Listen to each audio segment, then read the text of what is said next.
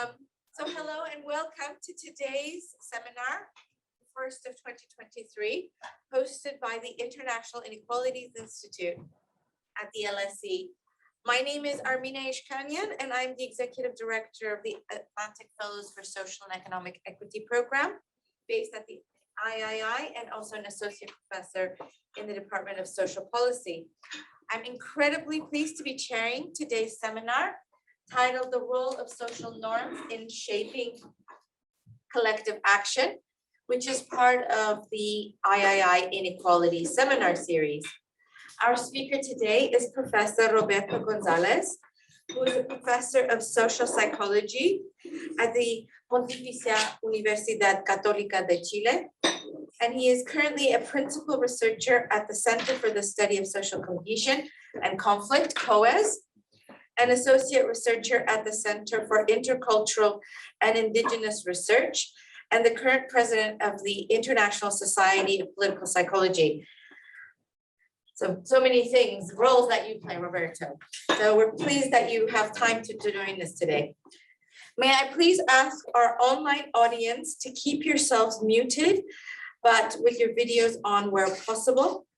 As always, there will be an opportunity for you to pose questions to the speaker following his presentation, and we will take questions both in person and from our online audience.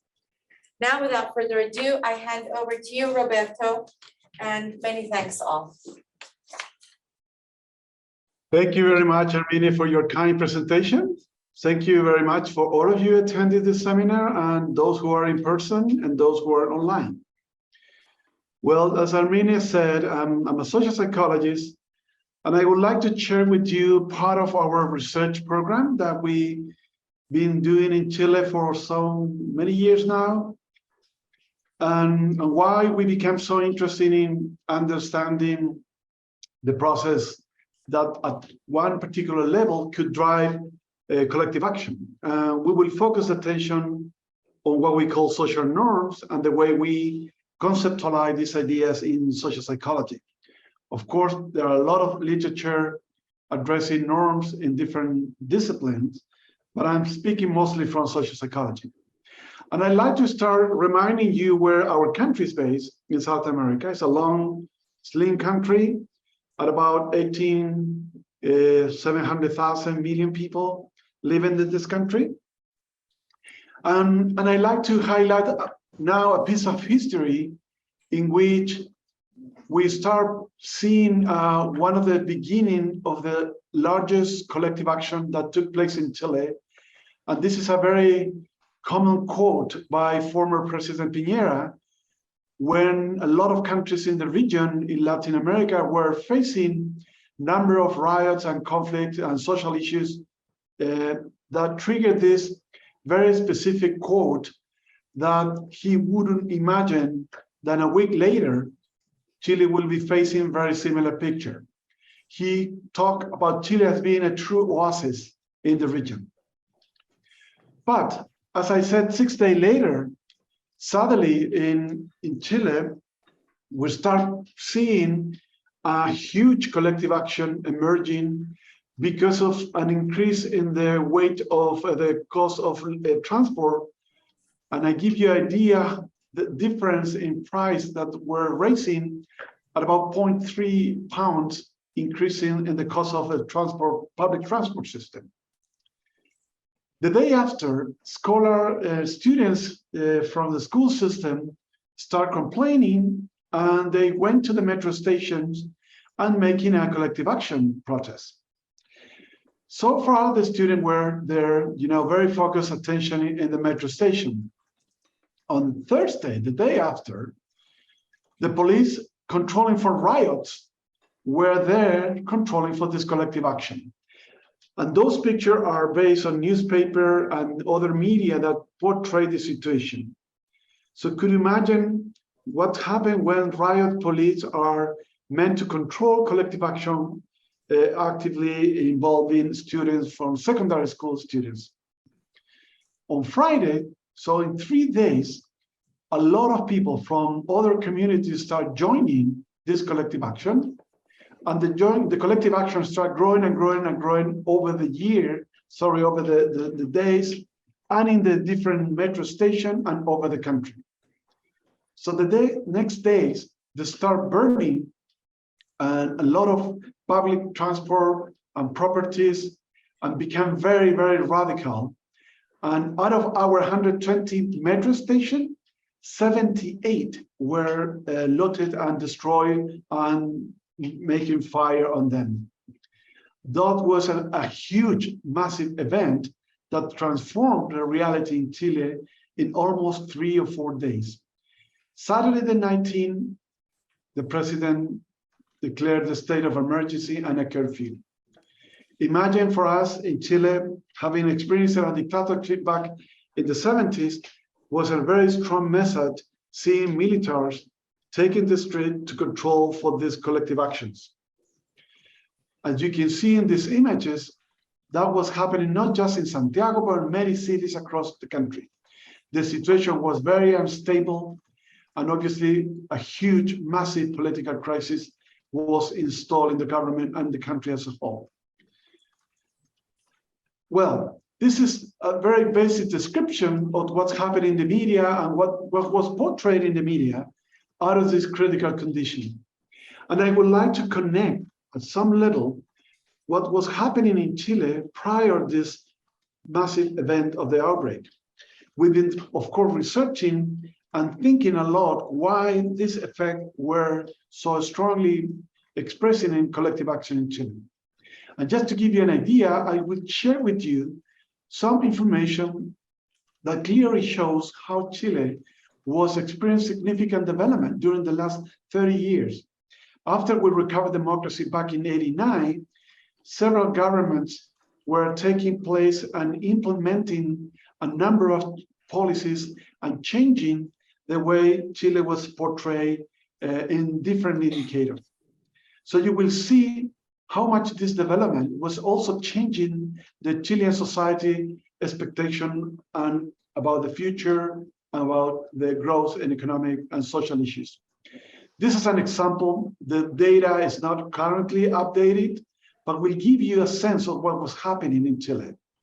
Back in '98, back in '99, when we recovered democracy, you can see here the income growth was very, very low. We're describing the GP per capita, and you will see over the year how much the income growth was significant across the whole population. We can see also how much we went down in poverty and extreme poverty in the Chilean experience. When we recovered democracy, about 40% of the population were below the poverty line. And you will see how much over the year that changed very significantly too. But then this development also influenced secondary and tertiary educational system.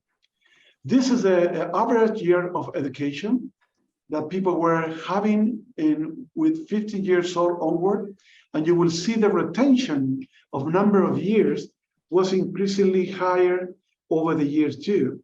So therefore, we can see we have a more educated population, broadly speaking, completing the higher education, the secondary education system in Chile. That wasn't the case early in the 80s. When we look at the figure in terms of the number of enrollment in higher education, you can see we went up from 200,000 students up to 1,200,000 now in current days. This is a massive, massive increase on the number of students attending higher education.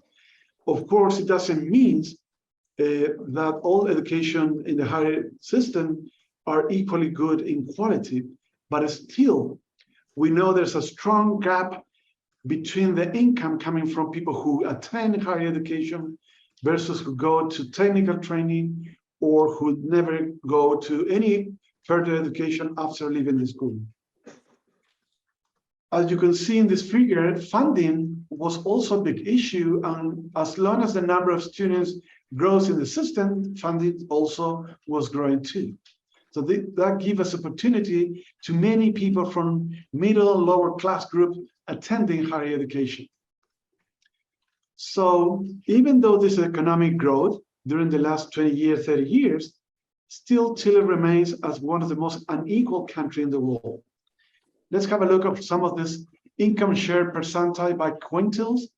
And as you see, this is the differential gap we have from the poor group, the quintile 1 to quintile 5, in which you can see still this large difference between these groups.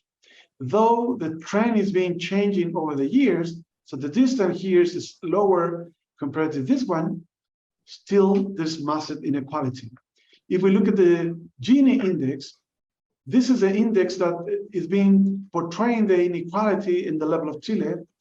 Last year, some economist was telling me that reducing this from 56 to 44 is a massive change, but still there's a lot of inequality. We need to recognize this important change. This is when we compare Chile against the OECD countries. After taxes, again, Chile is showing quite a lot of inequality in the region.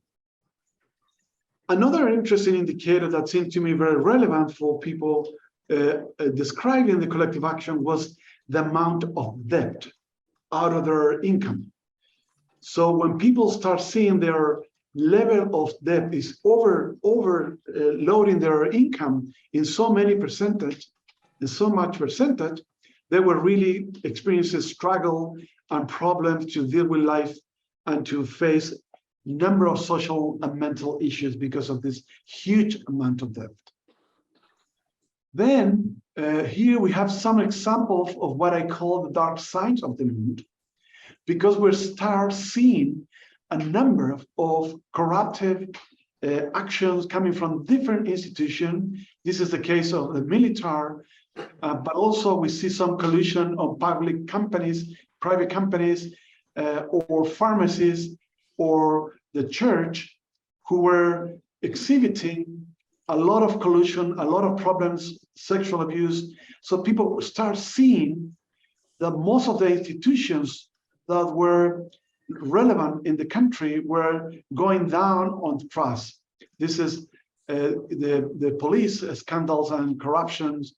And if you can see in these figures, how much is trust in these institutions over the years.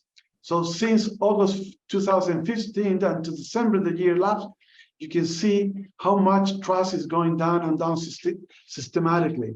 So all of the traditional institutions were losing trust: police, armed force, political parties, the Congress, and so forth.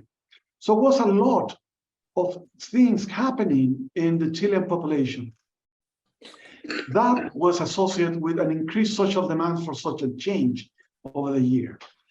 And we start seeing this since 2006, when our first female president, Bachelet, first round, experienced the massive collective action coming from secondary school students.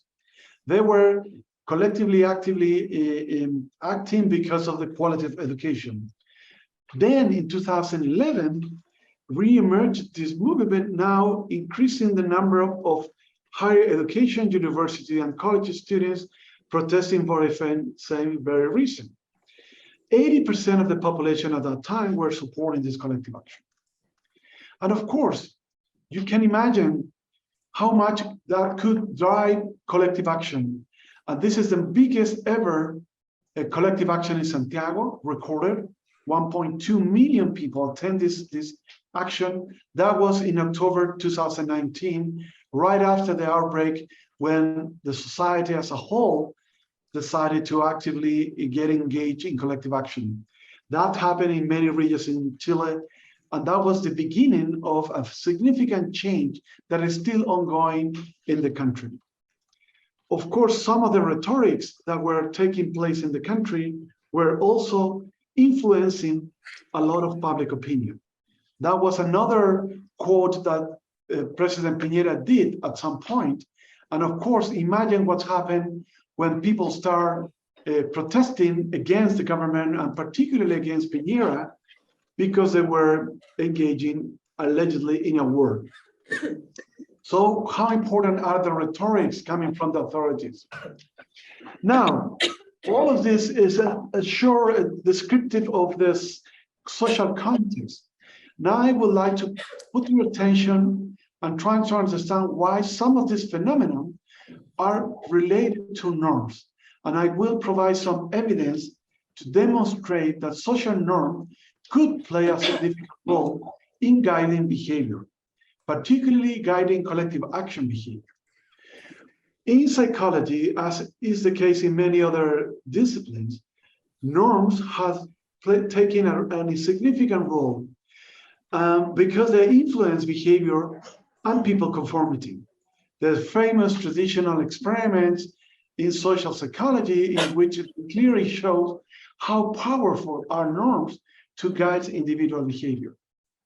Every individual has different social networks and then different sources of normative influence. Commonly, families, peers, authorities are significant influencers in our life. They, we say, act in way consistent with their perception of another referent behavior. And I would like to focus attention on this idea by seeing others' behavior immediately signaling to people on behavior. So this is really important when trying to understand whether people attending to collective action are mostly driven by, for instance, identities, or also by seeing other relevant people attending or willing them to attend to this collective action. Because we infer social norm from the actual behavior we perceive in others, the behavior of group members particularly can play a central role in guiding our individual behavior. So is the group that are relevant, psychologically relevant for us, could guide also our behavior by simply seeing other in-group members actively involved in this collective action. There are two forms of norm that have been described in the literature, at least in this literature. What we call injunctive norm is what people should do, and what people actually do is what we call the descriptive norm. So when we think about injunctive norm, think about, for instance, when you infer that your friends, your families, your colleagues want you to do something because they expect to do this because it's a mandatory, it's a value thing to do. But it's a different norm when you see others performing. Other basically means describing the behavior of others. So if I see my friends, or if I see my family members attending collective action, maybe I will infer that the norm is to attend this collective action. So that was a question we were going to tap in several studies using and capitalizing from longitudinal evidence. This is the very important question to tackle, mostly because a lot of research on collective action is being doing in cross-sectional studies or experiments, which are perfectly okay. But now we need some additional evidence that allow us to explain why and how this process takes place. So what we know, these two kinds of norm could be so much relevant when guiding behavior, and particularly when are aligned. It means not just seeing your friends doing or going into protest, but also perceive that they value you doing it. So that is the alignment between descriptive and injunctive norms. We think these two kind of powerful sources of influence could successfully explain why we can also be motivated to attend collective action. So now I'm going to show you some examples of research we've been conducting in Chile to link this literature in collective action and social norms. This is a first study we ran some years ago under a Fondacy grant project, in which we decided to follow for several waves over 6-month time, every wave, and understand why and what factors were driving their own behavior and why they were not attending or attending collective action. we capitalize from this very vivid phenomenon that was taking place in Chile. So this is some of the way we consider for the former analysis. And interesting enough, when we're running the study, we finished the grant in wave 5. But then the social outbreak took place in October. So we carry on waving and measuring the very same people over time. So we contact them again, just to see how much this social outbreak, this contextual factor could trigger or not changes in the pattern of the answer that participants were given over time. And this is the kind of measure we use. This is a survey. We allocate participants over the waves. And here we distinguish two kind of conventional and radical actions, that all collective actions. So we talk about conventional, we ask people to participate in discussion meetings or assemblies, painting, canvas, and attending marches or protests, and so forth. This is what the literature normally call conventional action. And we measure from never to very frequently or very often. But also we consider measuring whether participants of these studies were confronting police, participating in barricades, or blocked streets and occupy university and public building, among other more radical action measures. So now here you have some of the main results we have. First of all, when we compare the radical versus conventional, this is very common.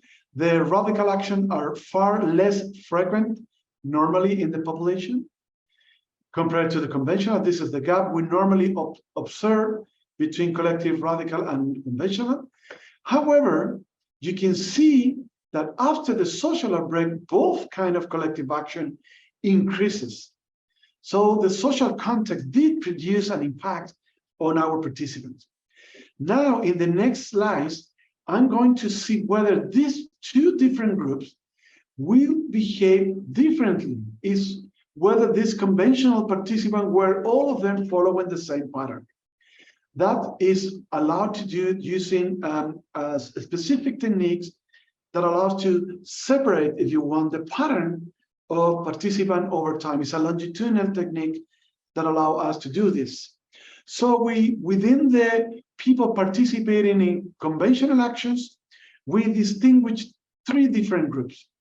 Those who are currently low activism, they systematically hardly ever participate in conventional action.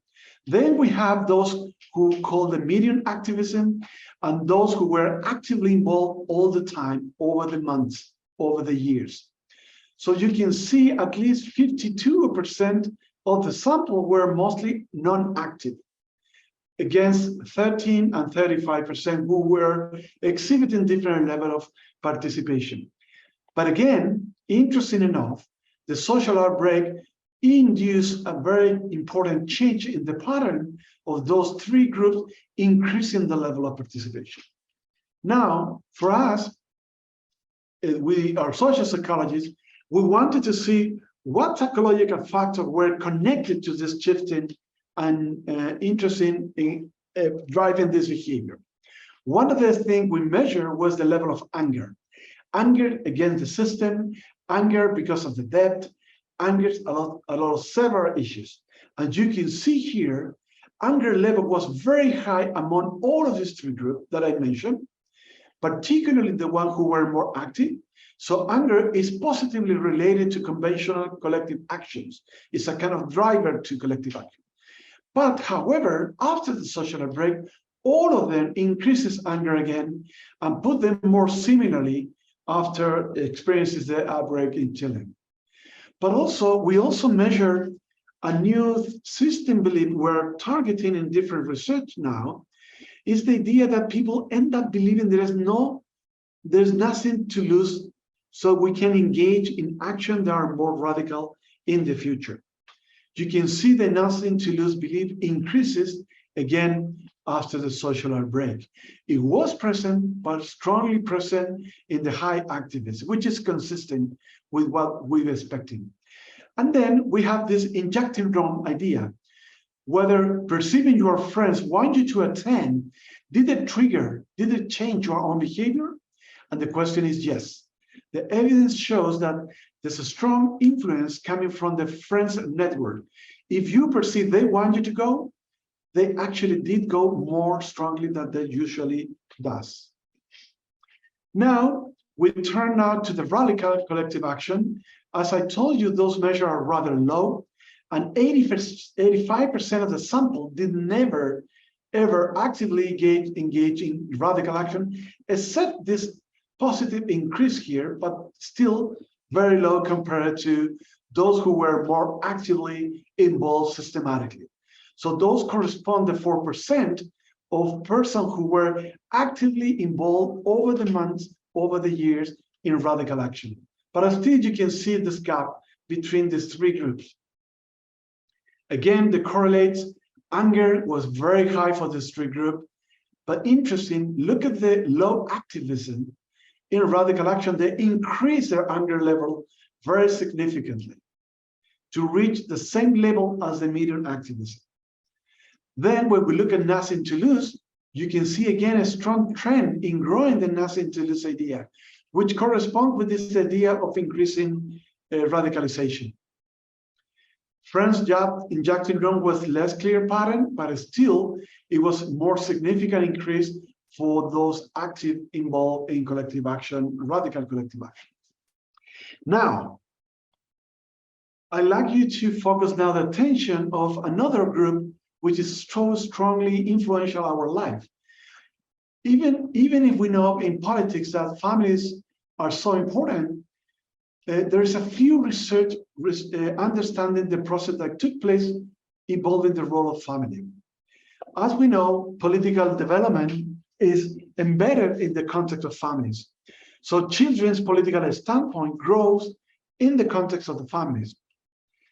Why we have been addressing many group norms and collective actions, less prominent is being the study of how much family norms are connected to collective action participation. This has been a rather neglected topic. This is the case if my parents or my brothers and sisters participated, will signal and will guide my own behavior.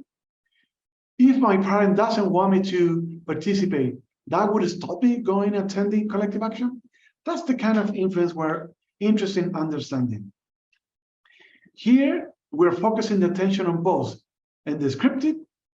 So what our parents does, either in the past and in the present, in political action, or whether my parents approve their children to participate. Is it strong enough to guide children's behavior?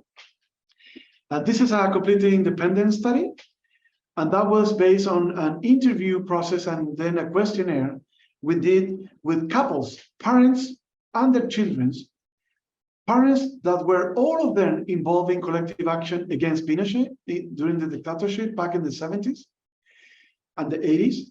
And now there are children who are attending universities, colleges, who are experiencing different level of participation. So the idea was to see whether parents could influence children's actual participation over time.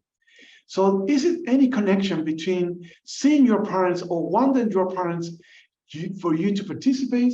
Is the kind of influence we're studying here. So we look at the past participation of parents, and then how much that may influence their expectation about the children and their current participation, whether my active parents now are or not source of influence of their children, and whether this set the expectation about the children's participation. In the other hand, we measure the children's collective normative and non-normative action that we call the radical action, and whether they perceive families influencing their own behavior. Now, this is the outcome of this program. So here in the blue boxes, you can see the answer given by the children. So to what extent they participate in radical actions or conventional action. In the red boxes, we'll see their parents' actions. So the more parents participate in the past, that significantly predict, that means a red arrow here, significantly predict parents' current participation in politics. So those involved in the past predict significantly those involved in the present, which is consistent behavior over the years. But interesting, those past and current participation are heavily influencing their expectation about their daughters and sons' participation in the present. Now the big question is, what parents does in the past or in the present, or their expectation about their daughters and son participation, does really influence their children's behavior? And the answer is yes. One of the mechanism is the injunctive norms. So the more their children, remember this is what the children see, the more the children see their parents want them to participate, the more they participate. This is a positive link here. And this children's perception about their parents is heavily driven by seeing their parent participating. So the more they see their parents are participating, the more they think they value their participation, and therefore they participate the most. But also, what parent expectation also is affecting children's own perception of injunctive norms. So if my parents, for instance, expect me to participate, my children also reflect on that. They perceive their parents want them to participate. This is for conventional action, which is in a way very interesting result. And that path is not driving radical action. It seems that radicalization is not coming from perceiving your parents want you to participate in radical action. Probably because radical actions are actions that put kids at risk, and parents are more or less willing to support radical action in their children, except those who are more radical, and direct perception of them could drive this behavior. Now, coming back to the very same study that I mentioned earlier, I'm going to look at now, using a cross-lag longitudinal modeling, the next prediction. Those university students, remember those who were followed over 6 months, over years, perceiving your parents attending collective actions, attending political issues, did influence my perception about the injunctive norms. That means if I see my parents participating, it would increase my perception that they want me to do it, and whether this is actually increasing my own participation. This is a behavioral measure. Participants report their level of participation in collective action. So here's the pattern. And of course, this is what we call the autoregressive effect. So parents' descriptive behavior predict descriptive behavior over time from one way to another. The same happened with the injunctive norm, and the same for participation. Those who participate in time 1 carry on participating in time 2, and so forth.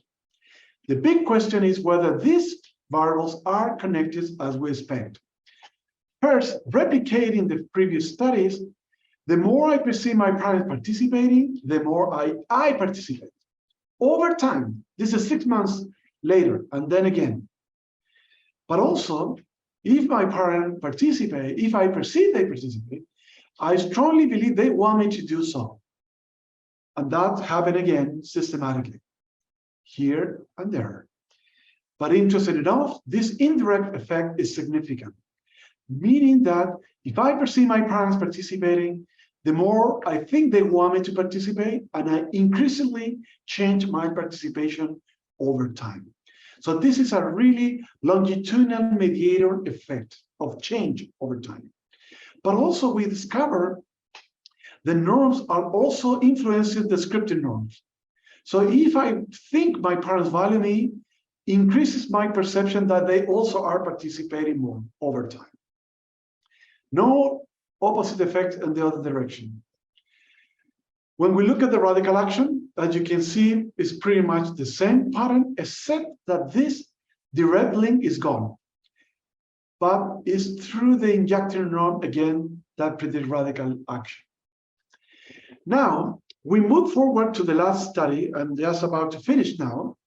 And we're now using the LSOC longitudinal study we're collecting in Chile in COES. Now we're moving towards general population, moving away from young young kids in university context. So this is a longitudinal study of social conflict and cohesion in Chile. And this is 2 cohorts of samples we're following over the year. We're now finishing wave 6 because at that time we didn't expect the pandemic that changed all of this plan. But this year we complete year 6 waves. And again, I'm going to present now the family and friends norms. To what extent perceiving family members or friends attending collective action now. So if I perceive them attending, would increase my sense of efficacy in terms of I'm able to change things. Efficacy in psychological terms refer to the idea that you feel yourself or your group able to cope with challenges and able to change things. So by seeing your families and friends should increase perception of efficacy, which in turn is meant to be a significant predictor of participation in collective action. So the more you increase your sense of efficacy, you would predict increasing level of participation. So this is again a large longitudinal panel study. Now we're talking about 3 years since the first wave in 2016. So this is a more complex, a more challenging, a more conservative test for our main prediction. So what we found here was that first, we confirm again the autoregressive effect, as we expect. So those family members and friends involved in participation carry on participating over time. If I feel efficacious, I feel efficacious over time too, and my own participation over time too.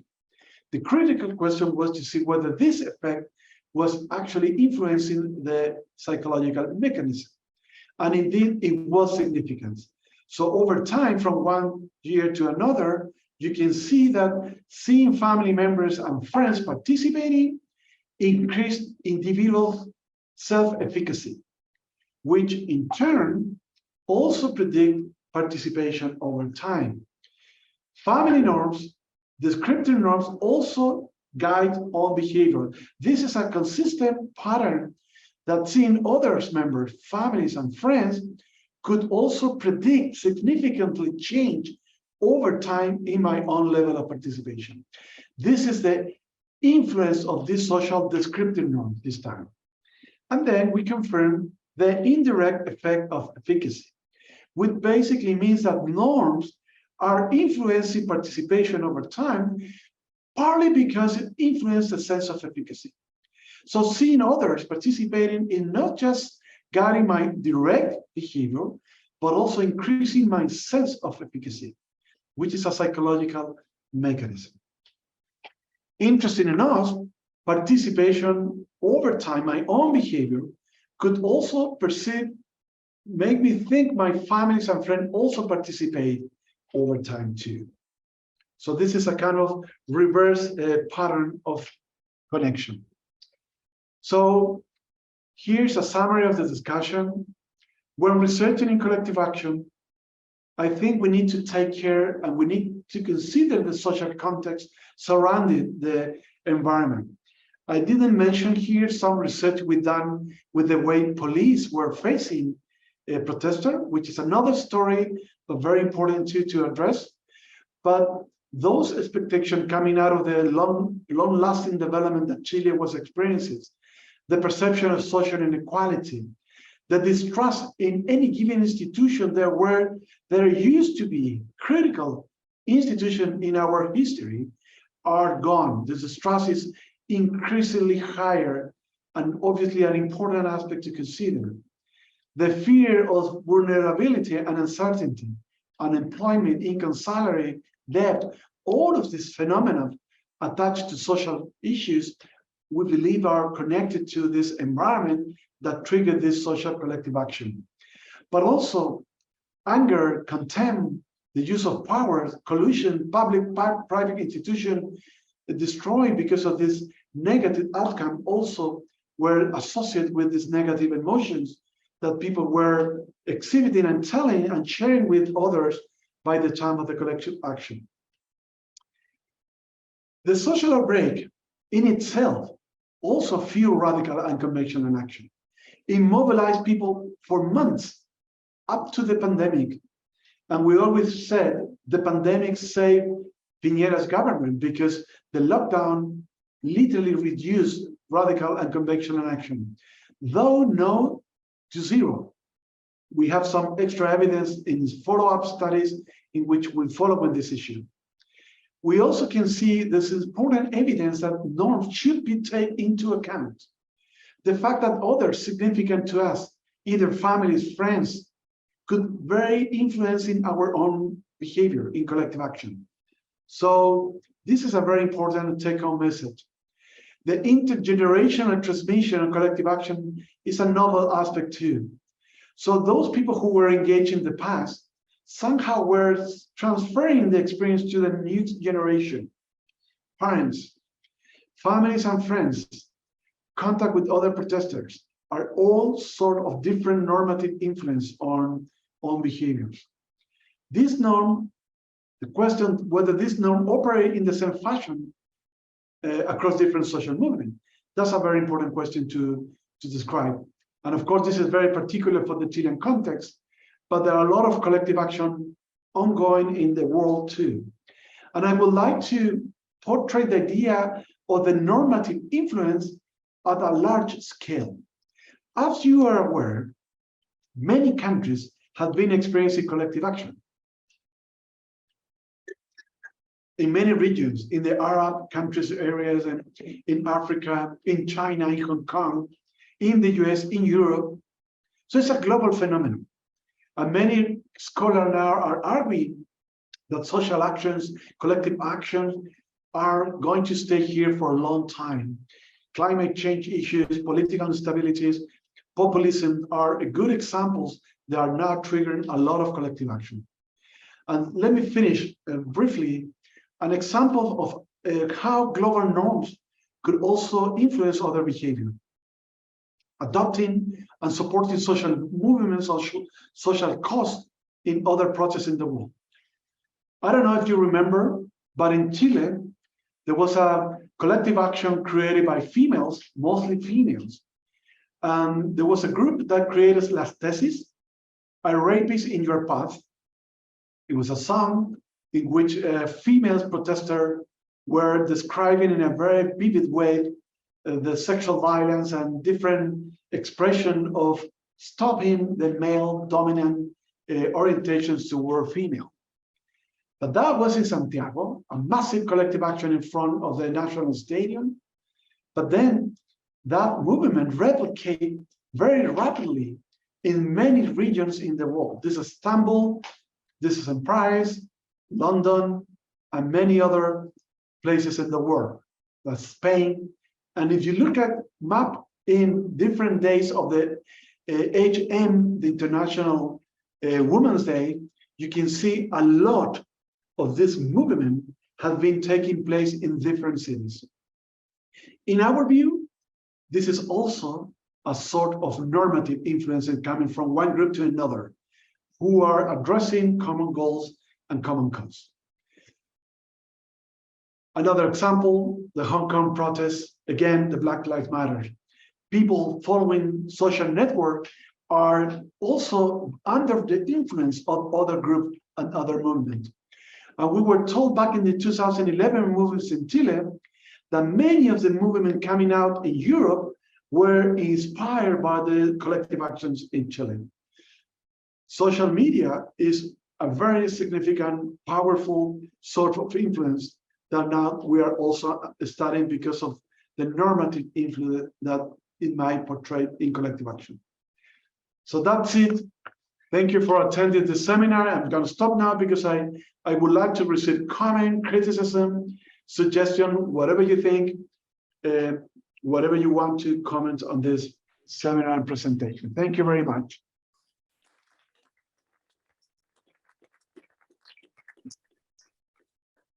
Thank you, Roberto, so much for the presentation. I'm going to open the floor. I will take questions from the room and also online. If you are online, please use the raise hand function to pose your question, or you can put it in the chat stating your name and affiliation where possible. So I'm going to take the first question from the room. Enam. Hi, now I'm from Bangladesh. I hope you can hear me. So I can't. Could you speak louder, please? I can't hear you very well.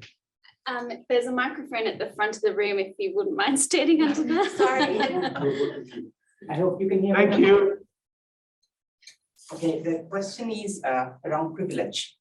We hear this a lot, like whenever there is a social movement going on, it's kind of like labeled elite. Then I cannot explain the factor where people do not have the privilege of having a family that will influence you, but they still take lead roles, not just like someone who follows. So how would we explain that phenomenon in the context of this theorization? Thanks, That's the Enam. question. Thank you. Because of time, Roberto, let me take two questions and then I'll hand over to you. So Cristobal, has he written the question? Cristobal?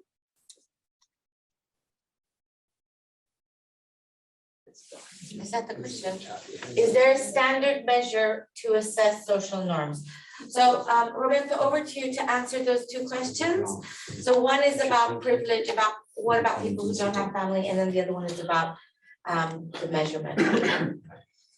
Thank you. Very important question. Of course, family is one of the potential source of influence. We were really interested in family, mostly because our own context in Chile. And that was emerging out of discussion that I had with my own fellow friends. I was growing up when Pinochet was in power, and many of us were engaging in collective action during these days.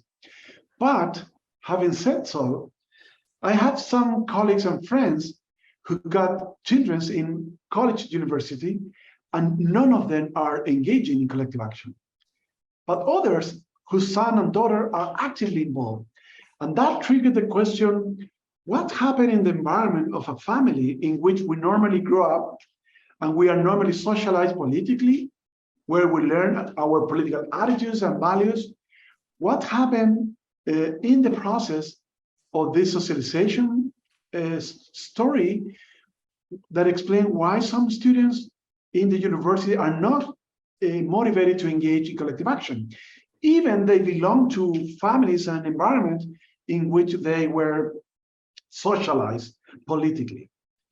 And that's why it inspired this work. And we didn't know whether actually parents were so influential or could influence the children's own behavior.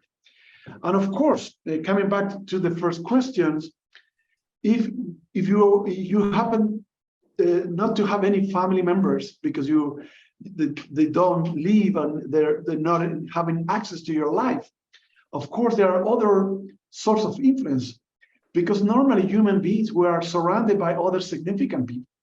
It could be your classmate, could be your professors, it could be school teachers, it could be your neighbors, it could be other people who are relevant, psychologically relevant for you to influence your behavior. So, of course, families are important, and I'm not saying that. However, we have some complemental or substitute of family influence when families are no longer present or not able to influence people because of the many reasons why family could not be present in our socialization process. The interesting point is those roles could be played by others significant. And that others could be sisters and siblings, could be grandparents, could be other members of the community who are significantly influencing your thinking on behavior. To the measure of norms, very interesting question. We have developed this measure. There are several articles addressing measure. When we measure norms, we actually measure whether people do something. And that behavior is guiding your own behavior. So in this case, we ask people to report, for instance, whether your family members or your friends actually do attend political collective actions. If they do attend, that behavior, remember the definition I gave you of norm, is the behavior of your in-group members who guide your own behavior. So if I'm predicting collective action behavior, I'm asking my friends and family members whether they participate in collective action behavior. That's the way we measure norms. So we're trying to align the behavior, or the injunctive norm case is whether those members value them participating. For example, we ask them, you think your parents or your friend are expecting you to go to attend collective action. They are valuing you attending collective action. That's the kind of injunctive norm measure we use. This is a very standard way of capturing the influence of norm. Thanks, Roberto. There's 4 questions, and because of the time, I'll take all of the 4, and then you'll have a chance to answer them. So I have George, Ellen, I don't know your name, and then an online question. So George? I can come there closer. Thanks, Professor Roberto. I really enjoyed your talk, and especially the influence of family and friends in terms of formulation of collective norms.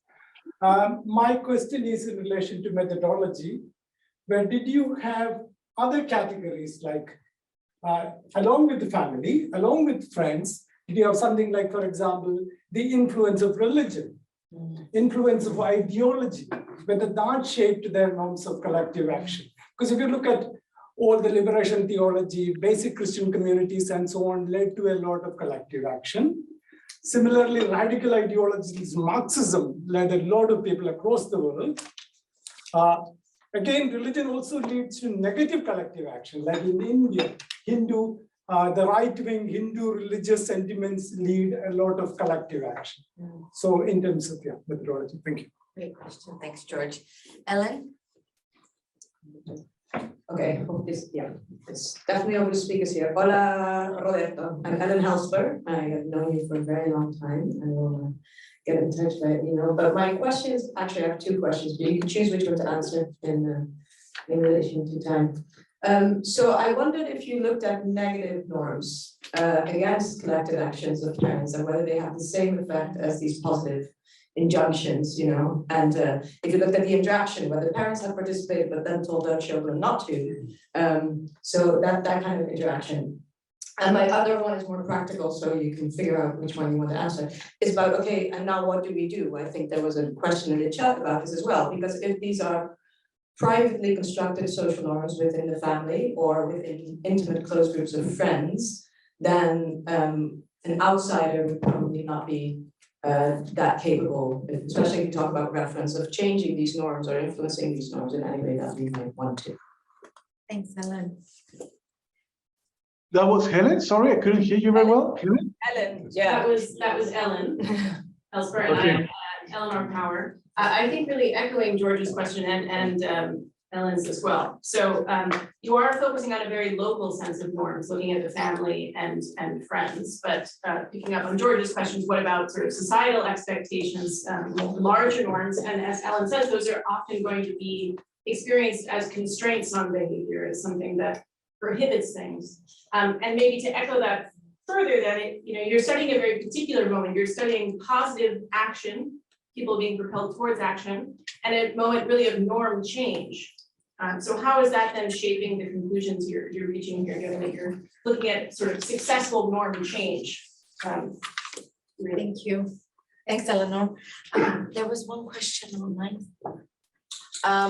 And finally, the last question is, so how can policymakers curb or manage collective actions in order to avoid situations like that of Chile?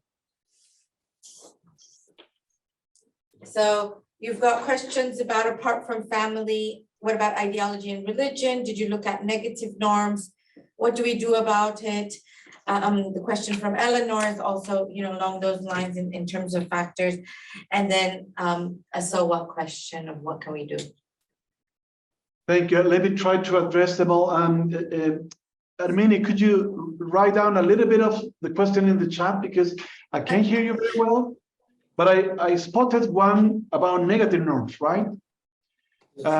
We didn't measure negative norms, and there are some studies that have been using it. We haven't in this case, because obviously, as long as you have norms that push you into whatever behavior, those negative norms could also play a role. So if you're surrounded by groups, significant rules could also prevent you to do so. So the traditional negative norms in research involving, let's say, teenagers, for instance, parents say, you're not allowed to do that. You're not allowed to whatever smoke joints and drink behaviors. You're not allowed to take risk behavior. That's not allowed. Norms are strongly influential norms too. Unfortunately, we didn't measure because of the length of the questionnaire, and we were most focused on understanding factors that foster collective action participation. But in the literature, there are some evidence showing that negative norms could also play a role. So we should put attention to the negative norms. Obviously, that's an important issue. George, ideology and religion, very important issues. I shouldn't mention at the beginning of my talk, there's a large body of researching collective action. There are several models, and many of them are focusing the attention on predictive or action, like group identity. So collective identity, identifying with the collective groups in which you are representing to, demand change, social change, is a strong predictor. That would imply in many cases religious, as part of a more complex identity or representation of a group. In many countries in which religious is embedded in the identity of individuals, religious could certainly play a role, as well as ideologies. Norms is not replacing the role of ideologies or identity, or as I mentioned, efficacy, which is another important predictor, or anger, emotions. As I mentioned, those cognitive, emotional, or identity aspects are all of them significant, important predictor of collective action. The novel aspect of this research is portraying that above and beyond the identities or other factors, norms are important to consider. But definitely ideology and religion could play a role. And obviously, we can see that in many countries, religious beliefs are attached to collective action. And obviously, it's a factor that we need to take into account if we are researching in this area, particularly in contexts where religions play a very strong role in social life, because it's attached to identities, to the groups. Especially when groups feel threatened by any given situation, they may activate collective action as a way of restoring social change or promoting or removing the threat what is in place. Policy implication, there are certainly very important issues. I didn't mention, but I think some of you already said something about the police role. In the literature of police, it's also been argued the role of norms.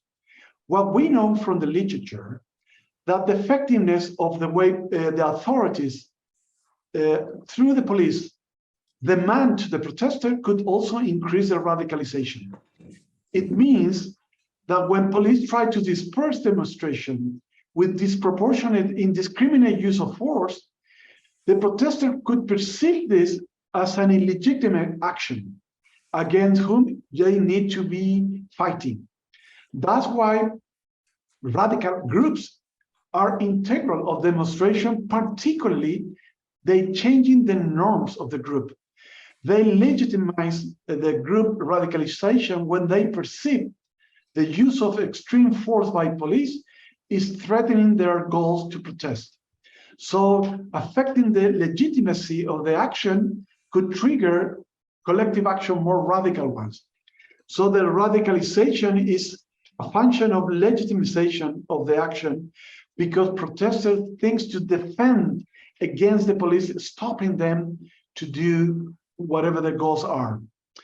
Interesting enough, non-participants could also support, those bystanders could also support the use of violence against police. The bystanders, as soon as the authorities are perceived to restrict the right to protest. So radicalization could be an outcome of perceiving the use of force. The use of media, of course, also could change the norms about what is meant to be okay when dealing with collective actions. In a way, the escalation of violence is somehow connected to the context.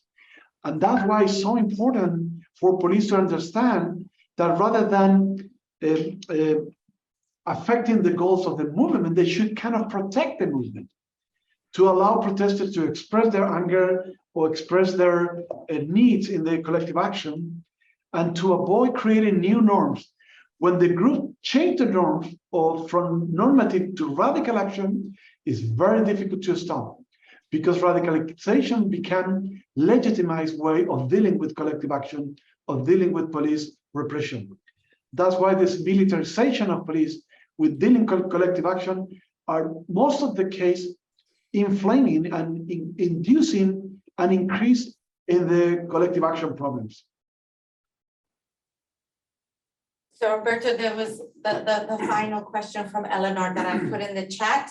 We're now at the end of time, so if you could keep your remarks brief, and then we'll draw the event to a close.